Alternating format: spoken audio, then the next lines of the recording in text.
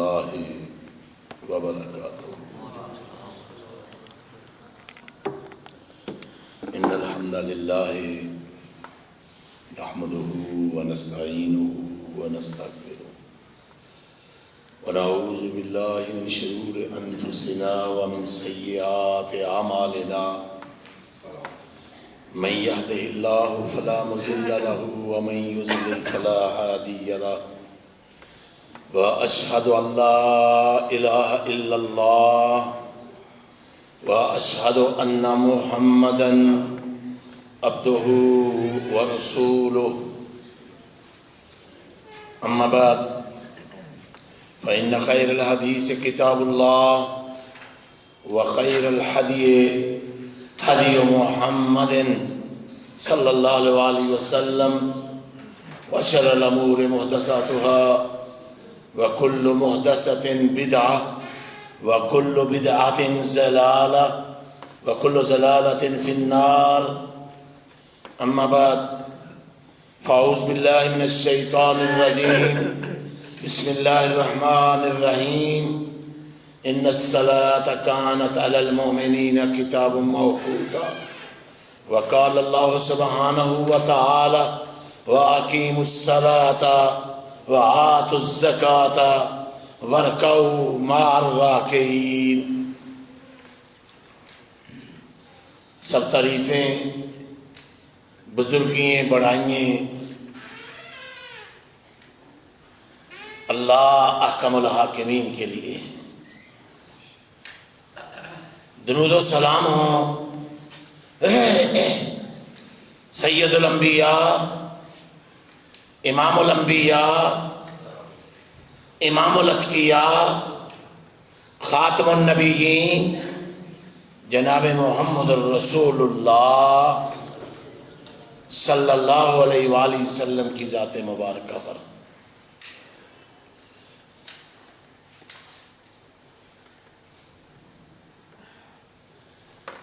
اس سے پہلے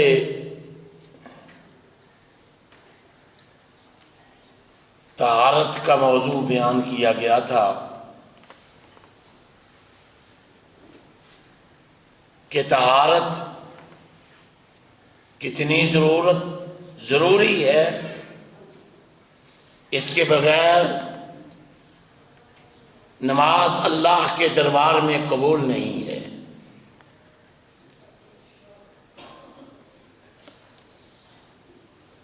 پھر اس کے متعلق جتنی بھی چیزیں تھیں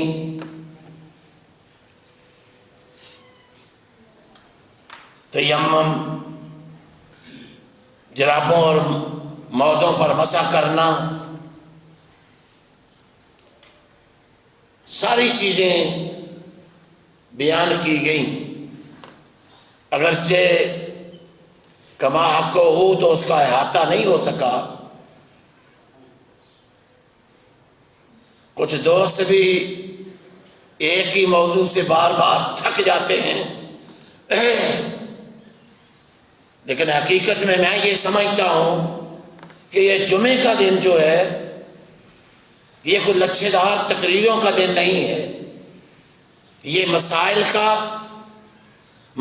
کو سمجھنے کا اور مسائل پر عمل کرنا، اور پھر اللہ کے پیغمبر جناب رسول اللہ صلی اللہ علیہ وسلم کے طریقے کے مطابق ہر کام کرنا، یہ ہے اصل مقصد زندگی کا. اور آج نماز کا طریقہ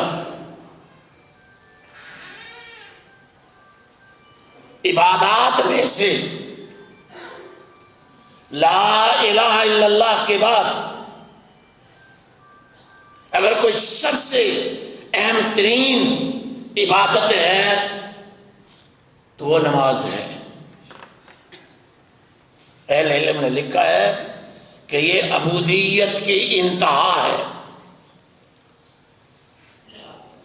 اور خود اللہ کے پیغمبر جناب رسول اللہ صلی اللہ علیہ وآلہ وسلم نے فرمایا: صلو کما رأیتمونی اصلی.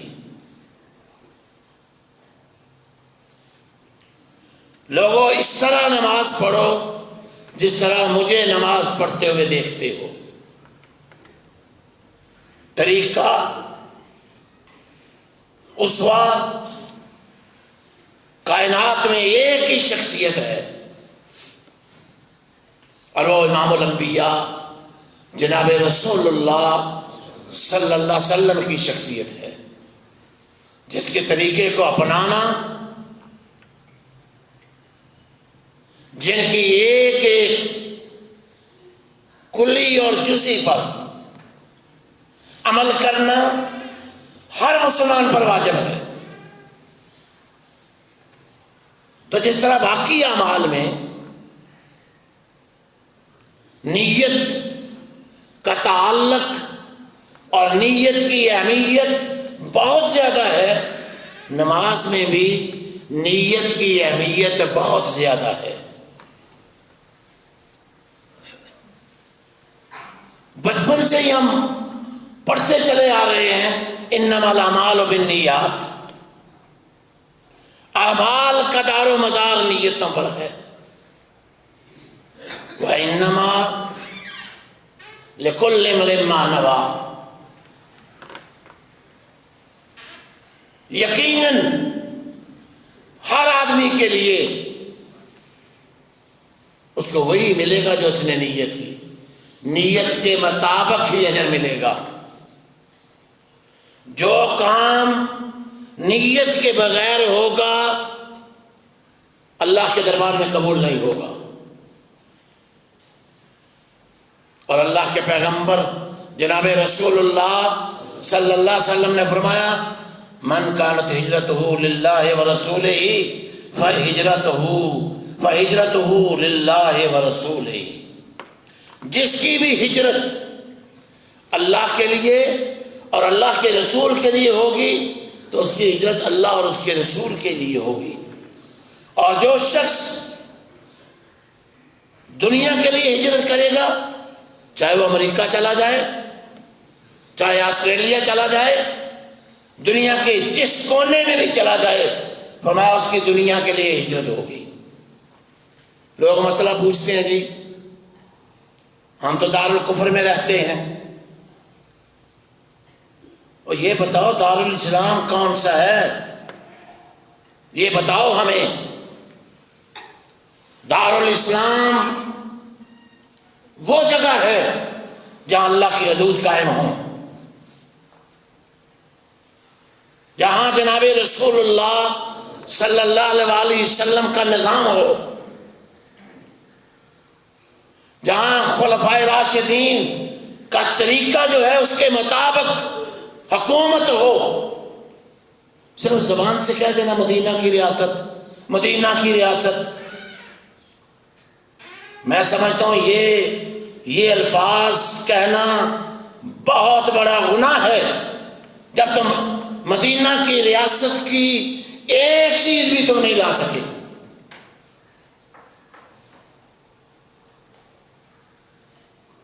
مدینہ کی ریاست قائم کرنا یہ بہت بڑا کام ہے، بہت بڑا کام ہے، اور جس کو اللہ یہ نصیب کر دے اس سے بڑا کام کوئی نہیں ہے. لیکن تو اس کی ابھی الگ پہ بھی نظر نہیں آتی، بلکہ یہ ہمارا موضوع نہیں ہے. فرمایا جس کی ہجرت دنیا کے لیے ہوگی، ابھی امرأۃ یا کسی عورت کے لیے ہوگی کہ اس سے وہ نکاح کرے، فہجرتہ الی دنیا، اس کی دنیا کے لیے ہجرت ہوگی. اور واقعہ یہ ہے کہ ایک جب ہجرت کا اعلان کیا گیا، آپ جانتے ہیں کہ مکہ کے حالات کیسے تھے. اللہ کے پیغمبر جناب رسول اللہ صلی اللہ علیہ وآلہ وسلم اور صحابہ کو کتنی مشکلات تھیں. تنگ آ کر بہت سے صحابہ حبشہ کی طرف چلے گئے، پھر مدینہ کی طرف ہجرت کرنے کا حکم ہوا تو انہیں ہجرت کرنے والوں میں سے ایک شخص ایسا بھی تھا جو صرف مدینہ منورہ کے لیے اس لیے ہجرت کر رہا تھا کہ وہاں ایک عورت ام قیس جس سے وہ نکاح کرنا چاہتا تھا. تو اللہ کے پیغمبر جناب رسول اللہ صلی اللہ علیہ وآلہ وسلم نے اس حدیث میں اس کے نام لیے بغیر اس کا تذکرہ بھی فرما دیا. تو یہ نیت، اس حدیث سے یہ پتہ چلتا ہے کہ اعمال کے لیے نیت کتنی ضروری ہے. اور اللہ کے پیغمبر جناب رسول اللہ صلی اللہ علیہ وآلہ وسلم نے فرمایا من صلی یرائی فقد اشرک ومن صام یرائی فقد اشرک ومن تصدق یرائی فقد اشرک. نیت کا فرق دیکھ لیں آپ. جو اس لیے اپنا مال اللہ کی راہ میں دیتا ہے کہ لوگ دیکھ لیں کہ میں بڑا سخی ہوں، بڑا جواد ہوں، بڑا نیکوکار ہوں، فرمایا اس شخص نے شرک کیا. اور جو روزہ اس لیے رکھتا ہے اور لوگوں کو بتاتا پھرتا کہ میں روزے دار ہوں، میں روزے دار ہوں، فقد اشرک، فرمایا اس نے بھی اللہ کے ساتھ شرک کیا. اور جس نے صدقہ کیا لوگوں کو دکھانے کے لیے، اللہ کی رضا مقصود نہیں تھی، فرمایا فقد اشرک، اس نے بھی شرک کیا. اس لیے نیت کو خالص کرنا، ہر کام اللہ کی رضا کے لیے کرنا اور اللہ کی خوشنودی کو سامنے رکھنا، یہ اہم ترین چیز ہے. اور حدیث آپ نے پڑھی ہے یا سنی ہے کہ 7 بندے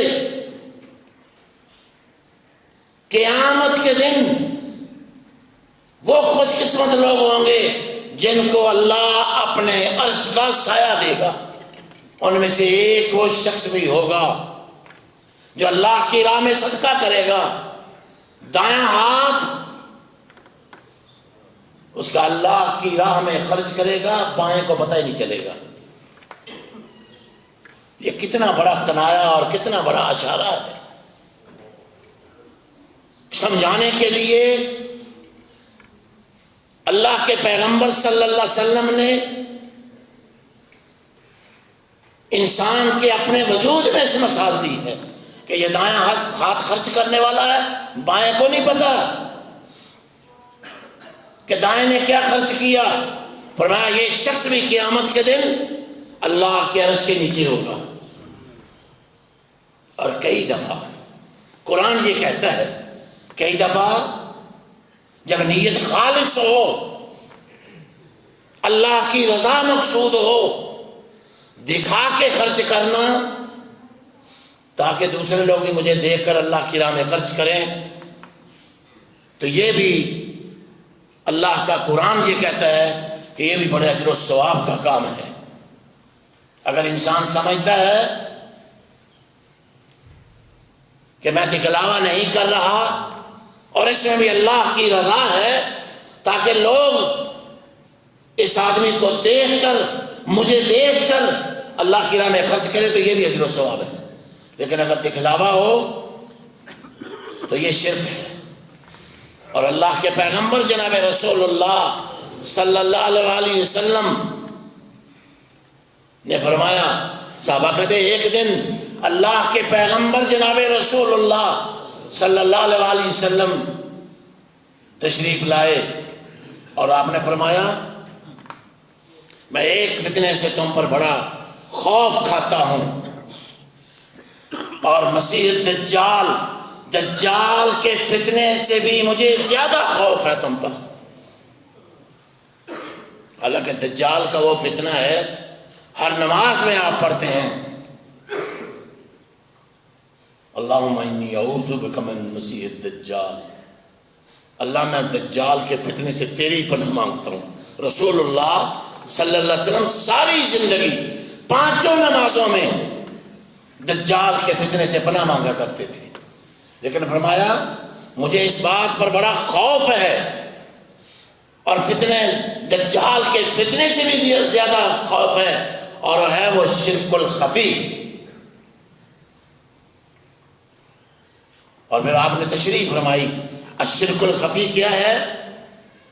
بندہ نماز پڑھ رہا ہے، کوئی شخص آیا باہر سے، اس نے اپنی نماز میں زیادہ خشوع و خضوع کر دیا کہ دیکھنے والا دیکھ لے کہ میں بڑا خشوع و خضوع سے نماز پڑھ رہا ہوں۔ فرمایا یہ شرک الخفی ہے۔ اس پر آپ نے دجال کے فتنے سے بھی زیادہ خوف کا اظہار فرمایا۔ اس لیے اپنی عبادات کو خالصتاً اللہ کے لیے کرنا، اللہ کی رضا کے لیے کرنا، تاکہ میرا رب خوش ہو جائے، اپنی نیت کو صاف اللہ کے لیے رکھنا، یہ ہے عبادت، اصل عبادت یہی ہے۔ نمازیں تو بندہ پڑھتا ہے، جانتا ہے کہ نماز فرض ہے، لیکن نماز کے اوقات کا خیال نہیں رکھتا۔ ایک پوری سورت اللہ نے اس لیے نازل کر دی، وَيْلٌ لِّلْمُصَلِّينَ الَّذِينَ هُمْ عَنْ صَلَاتِهِمْ سَاهُونَ۔ بربادی ہے ان نمازیوں کے لیے۔ ویل کا معنی ہے بربادی، ویل کا معنی اہل علم نے کہا جہنم میں ایک جگہ ہے، اور نمازیوں کے لیے بربادی ہے۔ اور کبھی نمازی کے لیے بربادی ہوتی ہے؟ فرمایا ان نمازیوں کے لیے جو اپنی نمازوں میں سستی کرتے ہیں۔ آپ تصور کریں کہ نماز میں سستی کرنا، وقت پر نماز ادا نہ کرنا کتنا بڑا گناہ ہے۔ اس لیے نیت کو صاف کر کے نماز کو اس کے اوقات پر ادا کرنا۔ الذین ھم یراؤن، جو دکھاوا کرتے ہیں، ایک تو وقت پر نمازیں نہیں پڑھتے، نمازوں میں سستی بھی کرتے ہیں اور دکھلاوا بھی کرتے ہیں۔ اللہ اکبر۔ فرمایا قرآن یہ کہتا ہے لا تبطلوا صدقاتکم بالمن والاذی، اپنے صدقات کو احسان کر کے اور کسی کو تکلیف دے کر ضائع نہ کرو۔ اور آپ جانتے ہیں کہ کسی پر احسان کر کے پھر اس کو جتلانا یا اس سے چیز واپس لے لینا، اسی طرح ہے اللہ کے پیغمبر جناب رسول اللہ صلی اللہ علیہ وسلم نے فرمایا کتا کہہ کر کے چاٹ لیتا ہے، اسی طرح یہ کسی پر احسان کرنا، نیکی کر کے کسی کو جتلانا، اسی کے مترادف ہے۔ اس لیے اپنی نیتوں کو پہلے خالص کریں، ہم اپنی نمازوں میں نمازوں کو وقت پر ادا کریں، اور نیت دل کے ارادے کا نام نیت ہے۔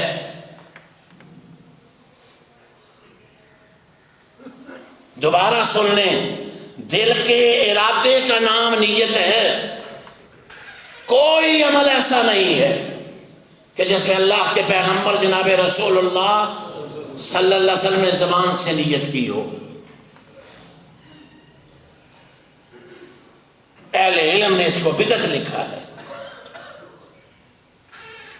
پوری زندگی ایک دفعہ بھی، پوری زندگی ایک دفعہ بھی اللہ کے پیغمبر نبی رحمت جناب رسول اللہ صلی اللہ علیہ وسلم نے زبان سے نیت نہیں کی۔ 2 رکعت نماز، نماز جمعہ، پیچھے سے امام کے منہ طرف قبلہ شریف کے، اللہ اکبر۔ اور ہم اس پر بضد ہے۔ میرا مسلک یہ ہے کہ میں زبان سے کروں گا، اور اس کا مسلک یہ ہے کہ نہیں کروں گا زبان سے۔ اور لوگوں، طریقہ محمد رسول اللہ کا ہے۔ کسی اہل علم سے جا کے میں تعویلوں کی بات نہیں کرتا کہ اس میں کیا حرج ہے اس میں کیا حرج ہے. حرج اسی میں ہے کہ اللہ کے پیغمبر جناب رسول اللہ صلی اللہ علیہ وسلم کی جان بوجھ کر مخالفت کی جائے، اسی میں حرج ہے. اس سے بڑا حرج اور کوئی نہیں ہے کہ اس میں کیا حرج ہے. جی کسی کو بھی کہو بھائی مفتی صاحب اللہ کے بندے ایک حدیث دکھا دو کہ اللہ کے پیغمبر صلی اللہ علیہ وسلم نے پوری زندگی کبھی زبان سے کوئی نیت کی ہو. ایک حدیث دکھا دو، یا صحابہ نے کی ہو یا تابعین نے کی ہو یا تبع تابعین نے کی ہو. میں کہتا ہوں ائمہ نے کبھی ایسا کیا ہو، ایک نہیں دکھا سکتے آپ. تو پھر یہ ضد کس کی، یہ اختلاف کیوں، یہ لڑائی کیوں، یہ ہٹ دھرمی کیوں؟ بھائیو طریقہ جناب رسول اللہ صلی اللہ علیہ وآلہ وسلم کا ہی ہوگا. اور حدیث آپ نے سنی ہے، نیت کی اہمیت. شہید کی اہمیت جانتے ہیں کیا ہے؟ جو اللہ کی راہ میں شہادت پیش کر دے، اپنی مال اور جان سب کچھ اللہ کی راہ میں کھپا دے، اگر نیت اس کی، وہ کہتا ہے زبان سے کہتا ہے میں جہاد کے لیے جا رہا ہوں، زبان سے کہتا ہے میں سارا مال وہاں جا کے خرچ کر دوں گا، نیت ہے اپنی جان لے کر بھی نکل گیا، اپنا مال لے کر بھی نکل گیا. اللہ کے پیغمبر جناب رسول اللہ صلی اللہ علیہ وآلہ وسلم نے فرمایا 3 آدمی قیامت کے دن اللہ کے دربار میں پیش ہوں گے. 3 آدمی، شہید، اور دوسرا فرمایا مالدار، عالم دین اور قاری. اللہ شہید سے پوچھے گا تو نے کیا کیا؟ کہے گا یا اللہ ساری زندگی تیرے دین کی سرفرازی کے لیے لڑتا رہا، یہاں تک کہ میں نے اپنا مال اور اپنی جان بھی تیری راہ میں کھپا دی. اللہ فرمائے گا کذبتا، وہ جھوٹ بولتا ہے، تو اس لیے لڑتا رہا، لوگ تجھے بہادر کہیں، اپنی شہرت کے لیے لڑائی کرتا رہا، آج میرے دربار میں تیرے لیے کچھ نہیں ہے. تو نے میری خاطر نہیں لڑائی کی، تو نے اس لیے لڑائی کی کہ لوگ تجھے جری کہیں، بہادر کہیں. حدیث میں آیا اور اللہ کے پیغمبر جناب رسول اللہ صلی اللہ علیہ وآلہ وسلم نے فرمایا، اللہ فرمائے گا میرے فرشتوں اس کو اوندا کر کے گھسیٹ کر جہنم میں پھینک دو. یہ نیت کا فرق ہے بھائی. اس لیے ہم ہر کام کے لیے اپنی نیتوں کو خالص کریں اور اللہ کے حضور توبہ کریں کہ یا اللہ تیرے لیے کام ہے، سارے تیری رضا کے لیے ہم کرتے ہیں، کسی غیر اللہ کے لیے نہیں، دکھلاوے کے لیے نہیں، اللہ تیری رضا کے لیے. ایک عالم دین کو لایا جائے گا، اللہ پوچھے گا تو نے کیا کیا؟ کہے گا یا اللہ ساری زندگی تیرے دین کی لوگوں کو ترویج اور تاکید کرتا رہا، رات دن تیرے دین میں گزاری. اللہ فرمائے گا تو شہرت کے لیے یہ سب کچھ کرتا تھا، لوگوں کو دکھلاوے کے لیے کرتا تھا، آج میرے دربار میں تو جھوٹ بول رہا ہے. حالانکہ دعوت کا کام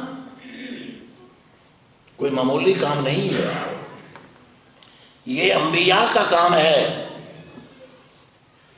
یہ صلحاء کا کام ہے، یہ علماء کا کام ہے اور یہ بہت بڑا کام ہے۔ اللہ نے 1,24,000 پیغمبر صرف اپنی دعوت، اپنی وحدانیت، اپنی الوہیت، اپنے آپ کو رب منوانے کے لیے 1,24,000 پیغمبر بھیجے۔ لیکن اگر یہی کام، دعوت کا کام دکھلاوے کے لیے ہوگا، شہرت کے لیے ہوگا، نام و نمود کے لیے ہوگا، تو اللہ فرمائے گا تو جھوٹا ہے، اور فرشتوں کو حکم دیا جائے گا اس مولوی صاحب کو، اس قاری صاحب کو عمدہ کر کے جہنم میں پھینک دو۔ اس لیے نیتوں کو خالص کرنا، اللہ کی رضا کے لیے کرنا، اور اللہ احکم الحاکمین سے اجر و ثواب کے لیے کرنا، اسی کو اللہ کے پیغمبر جناب رسول اللہ صلی اللہ علیہ وسلم نے فرمایا العلماء ورثۃ الانبیاء۔ یہ اتنا بڑا کام ہے کہ یہ علماء اگر یہ سچ کہتے ہیں، اگر یہ اللہ اور اس کے رسول صلی اللہ علیہ وسلم کے دین کی ترویج کرتے ہیں اور خلوص نیت کے ساتھ لوگوں کو اللہ اور اس کے رسول کا دین پہنچاتے ہیں، اپنی طرف سے اس میں ملاوٹ نہیں کرتے، تو اس سے بڑا کوئی کام نہیں ہے۔ فرمایا یہ انبیاء کے وارث لوگ ہیں۔ میرے پیارے بھائیوں، یہ دین بہت عظیم ہے، ہر شخص کی یہ ذمہ داری ہے۔ امت محمد صلی اللہ علیہ وسلم کا میزہ ہی یہ ہے، اس کی عظمت ہی یہ ہے۔ تأمرون بالمعروف وتنہون عن المنکر، ہر انسان کی یہ ذمہ داری لگا دی گئی ہے، نیکی کا ایک دوسرے کو حکم دینا اور برائیوں سے روکنا۔ اور تیسرا شخص فرمایا وہ جو جواد، مالدار، جس کو اللہ نے پیسہ دیا ہے، یہ کوئی معمولی کام نہیں ہے۔ لا حسن الا فی اثنتین، رجل آتاہ اللہ المال ورجل آتاہ اللہ القرآن۔ یہ دو چیزیں اللہ کے پیغمبر صلی اللہ علیہ وسلم نے بیان فرمائی ہیں۔ فرمایا دو چیزوں میں حسد کرنا جائز ہے۔ ایک جس کو اللہ نے قرآن دیا ہے، اور دوسرا شخص کہے اے اللہ اگر مجھے بھی تو قرآن کی تعلیم اور قرآن مجید کی تبلیغ اور قرآن مجید پڑھنا اور لوگوں کو سنانا، اگر اللہ مجھے بھی یہ تعلیم دے دے تو میں بھی لوگوں میں پھیلاؤں گا۔ اس میں حسد کرنا عین عبادت ہے۔ جو مال انسان اللہ کی راہ میں خرچ کرتا ہے، اللہ کی رضا کے لیے دیتا ہے، حسد کیا جا سکتا ہے یا اللہ اس کو تو نے مال دیا، اس کو اور دے دے، اللہ مجھے بھی دے، جس طرح یہ اللہ کی راہ میں خرچ کرتا ہے، اے اللہ میں بھی اللہ کی راہ میں خرچ کروں۔ تو یہ نیت کرنا عین عبادت ہے۔ لیکن دکھلاوا کرنا، ریاکاری کرنا، سنا کرنا یہ جائز نہیں ہے۔ تو یہ نیت بہت بڑی چیز ہے۔ تو نماز میں سب سے پہلے نیت ہے، پھر نماز پڑھنی کس طرح ہے؟ اللہ کے حضور کھڑے ہونا ہے۔ اللہ کے پیغمبر جناب رسول اللہ صلی اللہ علیہ وسلم نے فرمایا صلی قائما، کھڑے ہو کے نماز پڑھو۔ فَإِن لَمْ تَسْتَطِعْ فَقَاعِدًا، اگر کھڑے ہو کے نہیں پڑھ سکتے تو بیٹھ کر پڑھ لو۔ فَإِن لَمْ تَسْتَطِعْ عَلَى جَنْبٍ، اور اگر بیٹھ کے بھی نہیں پڑھ سکتے تو پہلو پر لیٹ کر پڑھ لو۔ نماز کسی حالت میں معاف نہیں ہے، نماز سفر میں بھی معاف نہیں ہے، نماز حضر میں بھی معاف نہیں ہے، نماز جنگوں میں بھی معاف نہیں ہے، نماز بیماری میں بھی معاف نہیں ہے، سوائے اس کے کہ انسان بے ہوش ہو جائے اور اس کو پتہ نہ رہے نماز کا۔ اور ہم گھروں کے گھر بے نماز تقریریں کہتے ہیں اچھے دار ہوں، مولوی صاحب بس پتہ نہیں میں لفظ نہیں وہ بولنا چاہتا اس ممبر پر جو کئی مولوی بولتے ہیں، اللہ ان کو ہدایت دے.